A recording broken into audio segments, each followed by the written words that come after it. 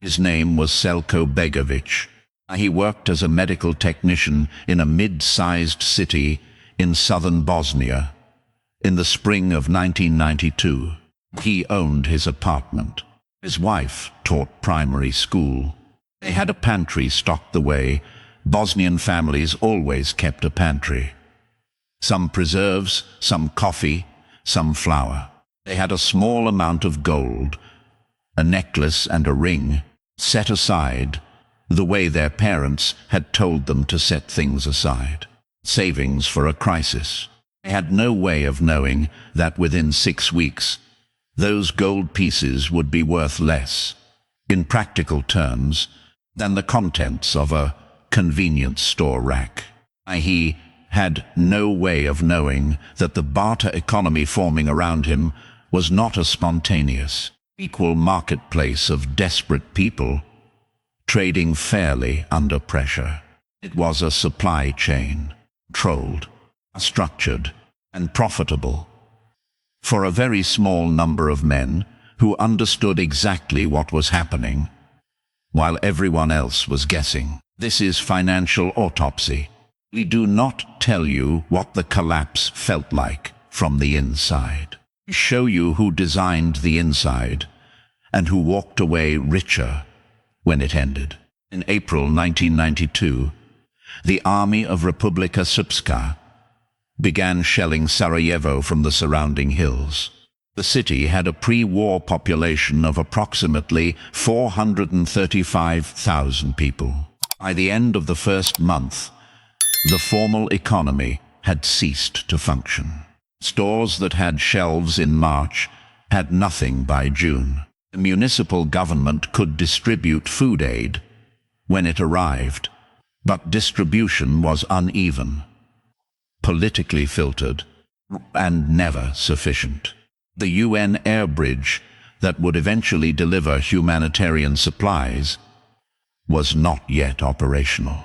The official ration, when it finally existed, was 150 grams of food per person per day. 150 grams, less than a third of a pound. You need to understand what Selco Begovic observed in those first weeks, because most accounts of the Sarajevo siege end there. They document the suffering and stop. Financial autopsy does not stop there. Is what was actually happening. Within days of the formal economy collapsing, a parallel economy appeared. Not a gentle, neighborly exchange of surplus goods. A supply chain. Price controlled from above by whoever held the choke points. And in Sarajevo, those choke points were very specific. There were 2 of them. The first was the airport runway. United Nations controlled Sarajevo International Airport. From mid-1992 onward, it became the staging point for the longest humanitarian airlift in history. Eventually, more than 13,000 flights across 3.5 years. Those flights brought flour, oil, medical supplies, and blankets. They were also the most important black market node in the city. UN workers had what Sarajevans called the blue card, a UN identity credential that gave them access to international supply chains. Blue card holders used that access to bring goods into the city that were then sold at prices that bore no relationship to the aid economy. A kilogram of coffee, which cost almost nothing to bring in through official channels, was sold on the Sarajevo market for the equivalent of 55 German marks. 1 liter of gasoline, the equivalent of 20 German marks. This was not incidental corruption. It was the operating structure of the siege economy. The second choke point was underground, literally, beginning in March 1993 and completed by June of that year.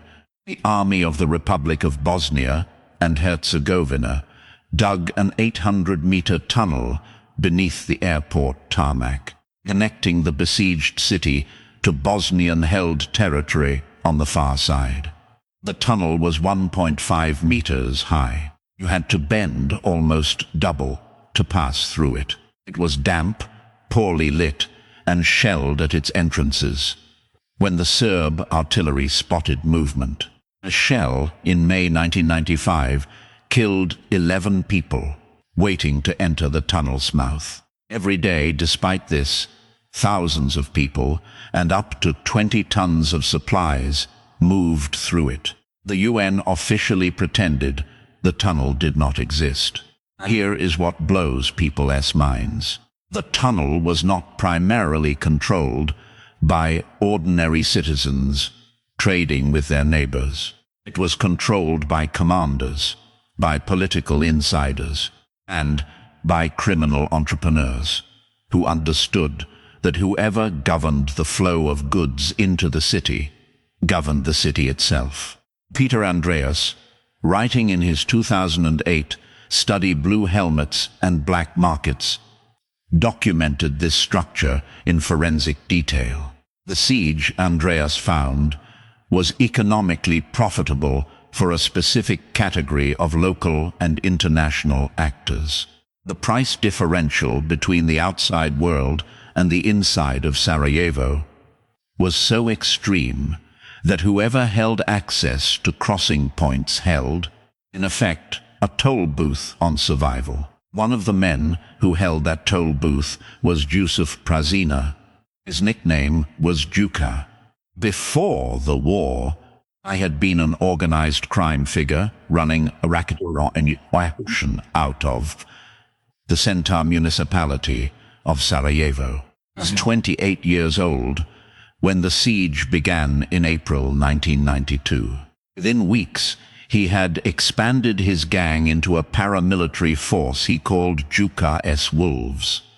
Eventually, 3,000 men, armed with AK-47s and sawed-off shotguns, deployed across Sarajevo's most contested streets. He was celebrated as a hero, appeared in patriotic songs. I handed out candy to children on the street, usually in front of cameras. The Bosnian press called him a Robin Hood figure. Western journalists used the same phrase. More. He is wrong. Not morally. That is not financial autopsy's frame. It was wrong in the sense that the Robin Hood story was the front stage story. What happened backstage is what the forensic record documents. Prazina and commanders like him controlled street-level access to the goods flowing in, through the tunnel and through the aid distribution networks. His forces requisitioned private vehicles. They ran extortion rings. They controlled which neighborhoods received aid and which did not. By mid-1992, Bosnian army leadership under Sefer Halilovic was already attempting to bring Prazina under formal military authority. Not because he was ineffective as a defender, but because his autonomous supply chain was operating outside their control and generating revenue that did not flow to the central government. By October 1992, the Bosnian government issued a warrant for Prazina's arrest, citing treason, extortion, and cocaine use. Briefly detained in Konjic and released when his fighters surrounded the police station and demanded his freedom. He ultimately fled Sarajevo in September 1993. Found shot dead in Liège, Belgium, on January 4, 1994, multiple gunshot wounds. He was 30 years old. By the time he died, he had converted his wartime control of supply routes into personal wealth that dwarfed anything he had possessed before the war. Meanwhile, Selco Begovic was doing what 300,000 other Sarajevans were doing, making decisions inside a system designed to be unreadable from the inside. I had the gold necklace and the ring. In the first weeks, those held some value. There were people who understood correctly that once the crisis ended and Bosnia rejoined the international economy, precious metals would re-establish their purchasing power.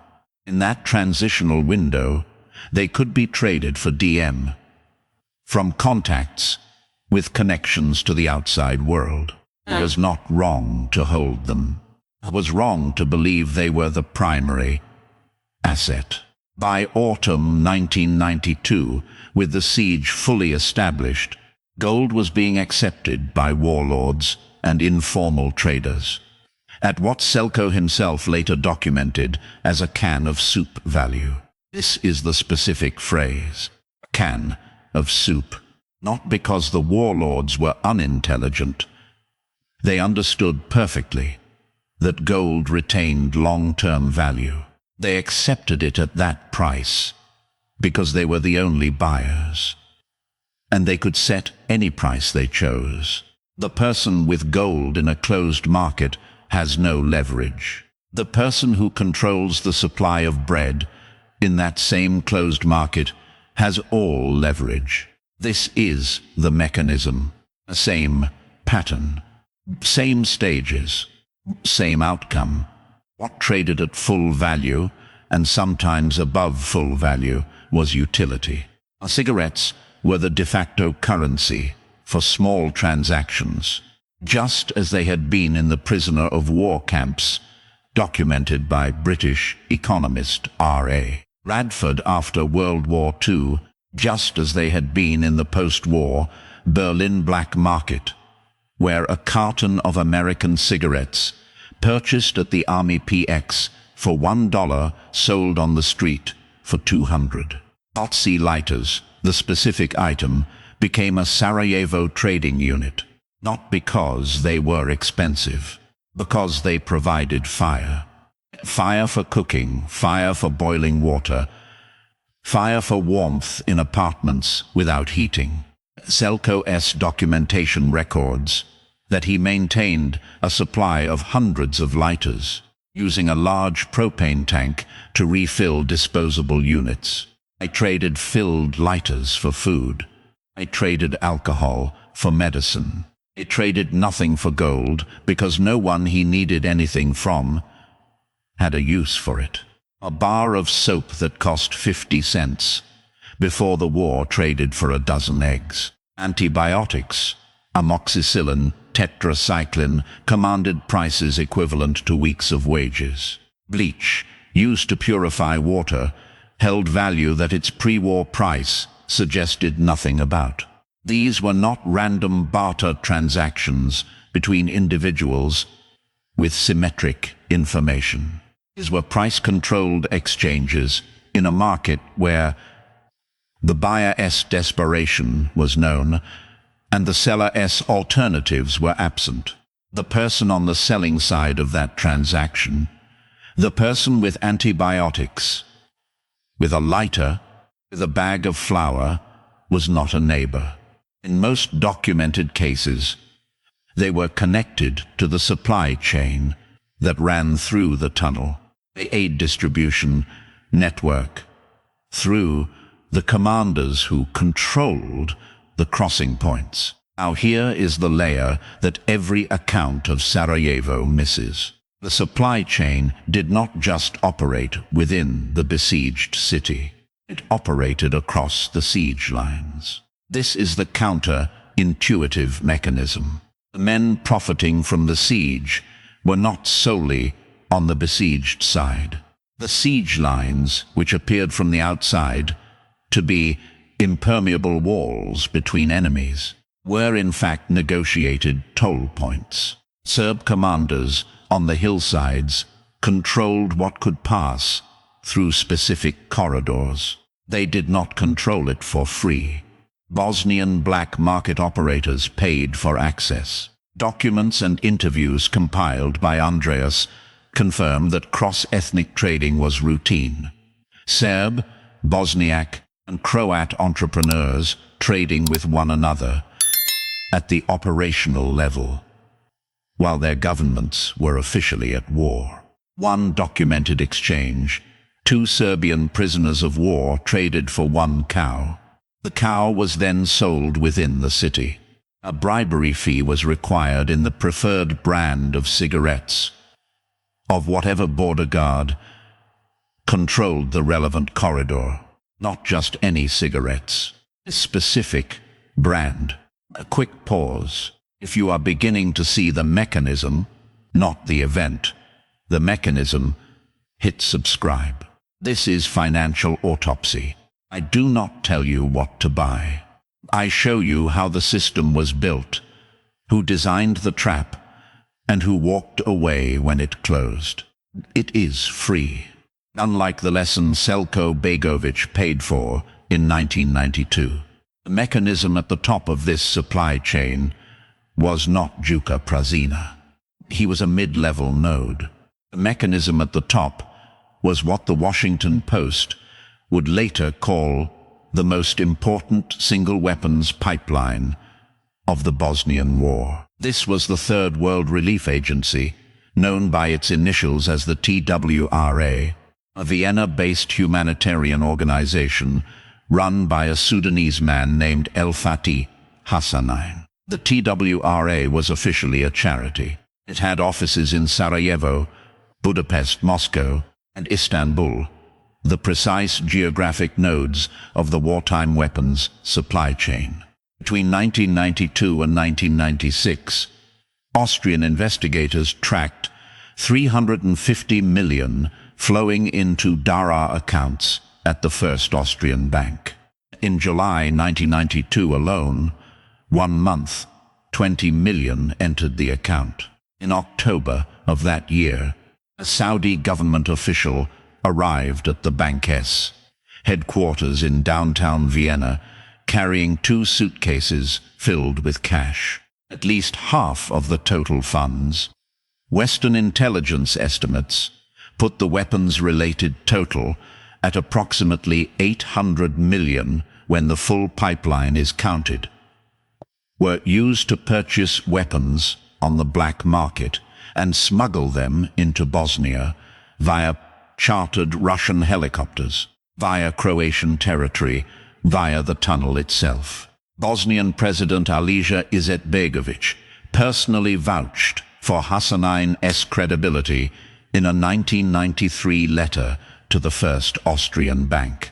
Bosnian Foreign Minister Haris Silajic visited the bank in October 1992 and endorsed the relationship.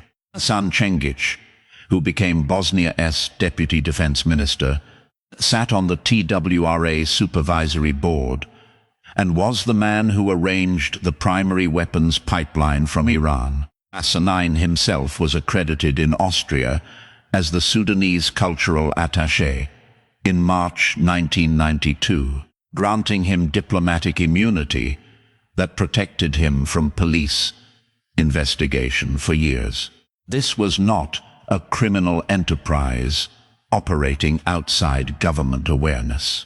This was the operational logistics of a wartime state, conducted under a humanitarian NGO letterhead, using diplomatic cover as a structural asset. While Selco Begovic was trading lighters for food inside a closed market, the price of admission to that market was being set by a supply chain managed across 4 countries, funded by Gulf state governments, blessed by the Bosnian presidency, ignored by European police forces, whose attention was directed elsewhere. The Sarajevo siege ended officially on February 29, 1996. The people who survived it were the people with utility assets, community networks, and practical skills. The gold they had saved beforehand bought almost nothing in the critical period. The people who profited were the people who controlled the choke points, the tunnel, the crossing corridors, the aid distribution network. By the time the Dayton Accords were signed in November 1995, and the siege formally ended Those people had converted wartime supply chain control into post-war political influence. The black market connections forged during the war became the operating structure of Bosnia's post-war economy. The men who ran the siege economy became, as the Balkan Insight Review of Andreas's work records, important and influential people in the country, much richer than they had been prior to 1992. Not theory, historical fact. The grey economy they built represented, by the late 1990s, an estimated 30 to 50% of the total Balkan GDP. The box of lighters that Selco kept, hundreds of them, refilled by propane, traded one at a time for food, was worth more inside the siege than his gold. That is the counter-intuitive reveal that the competing video made. Here is the counter-intuitive reveal that video missed. The lighters were worth more because someone upstream had decided they would be. The price of every survival asset inside Sarajevo was set by men who controlled the supply of that asset and had no interest in its price being lower. The informal market was not an emergent system of fairness. It was a price extraction operation run by armed commanders on a captive population. Selco was right to trade in lighters. He was not wrong. But the lesson is not that lighters beat gold as a survival asset. The lesson is that in a closed market, whoever controls supply sets price, and whoever sets price accumulates power, regardless of the asset class. This is not unique to Sarajevo. The pattern is mathematical. The pattern is structural. Leningrad 1941 to 1944. The 872-day German siege cut off a city of 3 million people. The Leningrad black market operated through the same structural mechanics. Party officials and NKVD officers with access to the supply routes running across Lake Ladoga's ice road controlled what entered the city. Ration cards were the formal mechanism. The informal mechanism was who had access to the distribution nodes. Documented cases show that party officials maintained adequate nutrition while average civilian caloric intake fell to 125 grams of bread per day. A ration that produced mass starvation. Those who survived in reasonable condition were those connected to the supply network or those with utility skills the network needed. After the siege, the NKVD documented and suppressed this history. Grozny, 1994 to 1996, and again 1999 to 2000. 2 sieges of the Chechen capital within a decade. The First Chechen War produced a siege economy with identical structural dynamics. Russian federal forces controlled external supply corridors. Chechen commanders controlled internal distribution. Both sides traded across the front lines at prices that made the siege economically rational to maintain. Oil, Chechnya's primary resource, continued to flow through informal networks, even during active bombardment. Pipeline operators on both sides charged transit fees. The people who starved were civilians without connection to either supply network. Gaza, 2007 to the present. This is not a historical parallel. This is the same mechanism operating in real time. The Israeli blockade imposed following Hamas's 2007 consolidation of power created the same structural conditions. A captive market, controlled supply corridors, price extraction, the tunnel economy beneath Rafah, which, at its height in the early 2010s, moved an estimated 500 million to 700 million in goods annually, according to UN estimates, operated on identical mechanics to the Sarajevo Tunnel.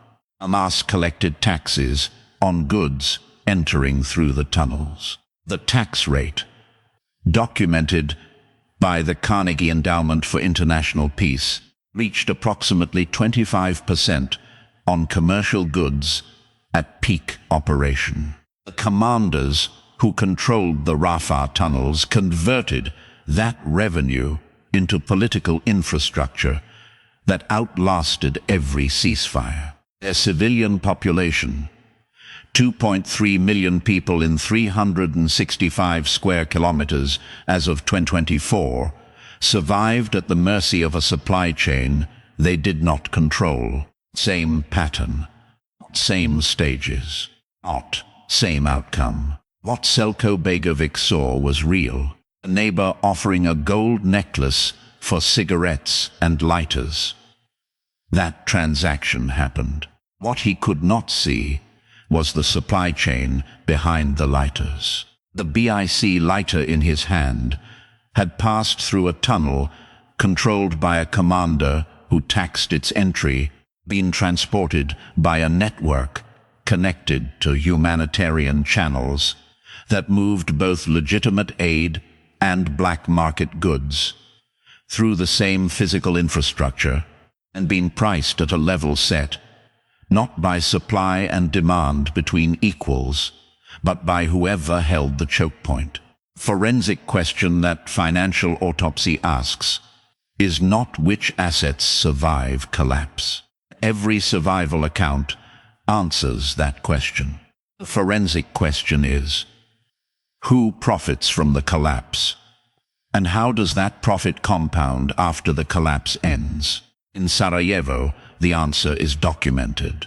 The men who controlled the siege economy became Bosnia's post-war elite.